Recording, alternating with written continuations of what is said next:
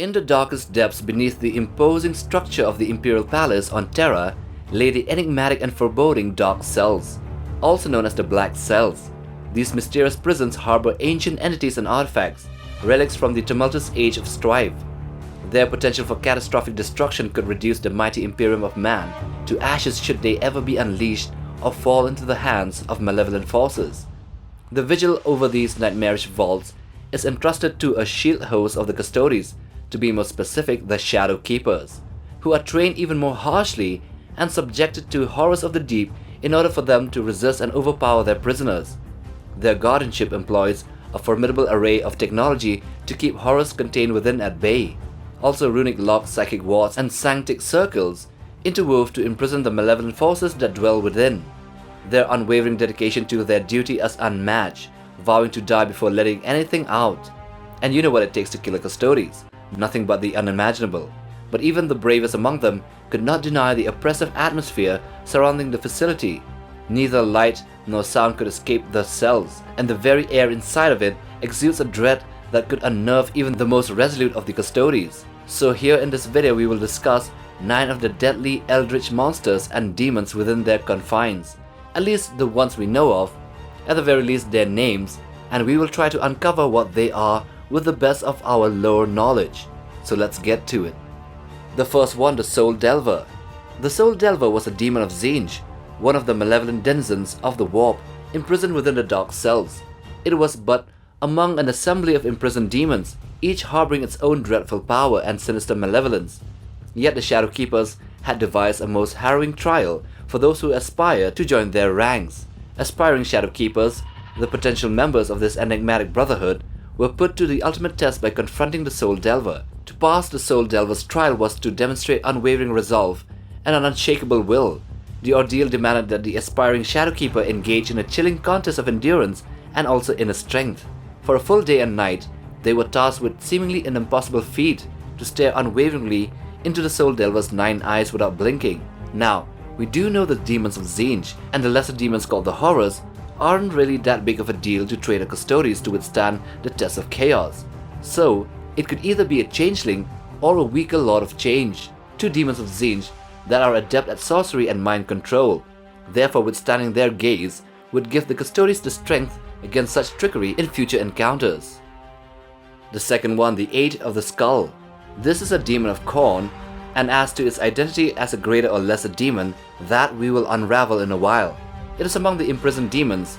The Shadowkeepers use it in their trials for potential new members to overcome. So in order to pass the Age of the Skull's trial, it is stated that the potential Shadowkeeper must defeat the demon in combat without the use of their weapons or power armor.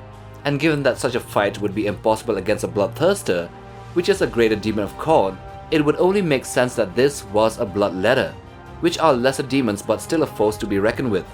These Crimson Horrors were creatures of unbridled aggression, physically on par with even the mightiest Custodes, without their power armor that is, or weaponry. Their forms bore a twisted mockery of humanity, and their eyes aflame with an unholy thirst for battle. They could also be a juggernaut, if you think about it, which is a demonic beast of Khorne, and would make sense to fight it or tame it without armor or weapons. So just for your information, a juggernaut is more machine than flesh, but it is still a demon of Khorne. The third one, the Sevenfold Trimiasma. The Sevenfold Trimiasma is a demon of Nurgle, and is among the imprisoned demons. The Shadowkeepers also use this in their trials for potential new members to overcome. In order to pass the Trimiasma's trial, the potential Shadowkeeper must breathe the demon's fumes for 3 hours without requesting aid. So we can narrow this down to 2 types of demons of Nurgle that spread fumes and decay everywhere they go.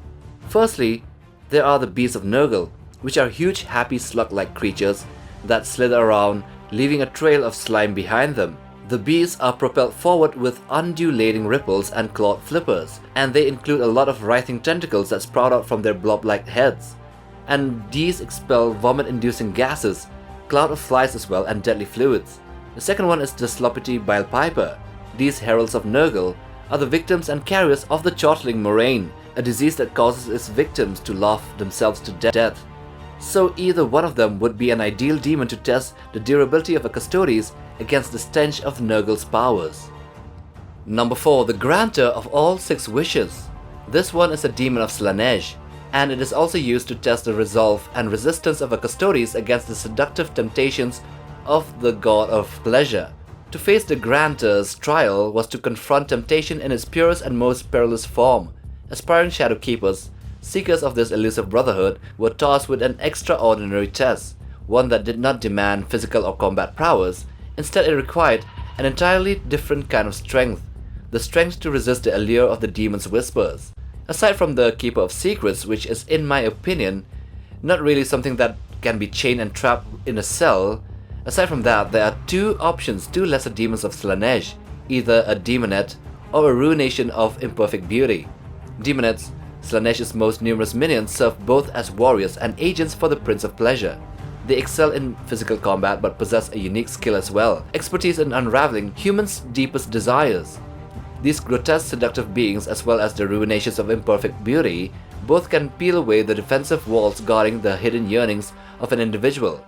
Furthermore, demonettes have the power to manipulate desires, steering dreams and aspirations toward the pursuit of perfection, be it in art, love, or even dark conspiracies. Number 5. Subject 11.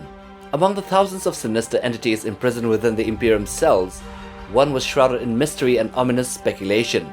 Subject 11. Fans of 40K offer a haunting theory regarding the nature and identity of Subject 11. Many believe it to be a veiled reference to one of the lost Primarchs, 2 enigmatic and elusive figures of the Imperium's past, specifically the Primarch of the 11th Legion. These Primarchs, leaders of the 2nd and the 11th Legions, Space Marine Legions, had vanished from the annals of history, their existence erased from the Imperium's archives in an act of unparalleled secrecy. The very mention of their names had become a forbidden taboo, a heresy punishable by the most severe penalties, which is death. The mystery surrounding Subject 11 caused a pall of unease over the Imperium, for it hinted at hidden truths and obscured histories that could shatter the very foundations of the Imperium. The 6th one, the One of the Fell. This one is one of the most mysterious of the Dark Cells creatures. Nothing much is known about it except for its name. Now, there have been many theories that arose from just its title. Could it be one of the Fallen, a dark angel that fell to chaos during the Horus Heresy and captured by the Imperium? Traitor members of that legion are consistently hunted by the loyalist counterparts, which might be true for the Dark Angels will storm any fortress or world to get to the Fallen and hide their secrets.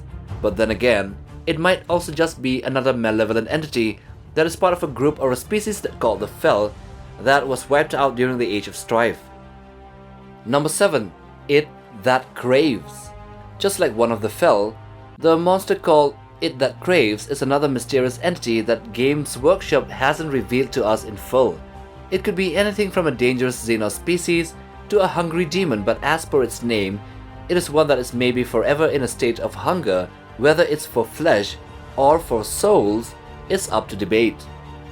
Number 8. The Sorrow of Karakala. So within the ominous confines of the Dark Cells, another sinister and relatively unknown entity known as the Sorrow of Karakala languishes in captivity. This malevolent being was one of a multitude of dangerous creatures sealed away in those dreaded dungeons. Their existence a dark secret guarded by the enigmatic Shadowkeepers.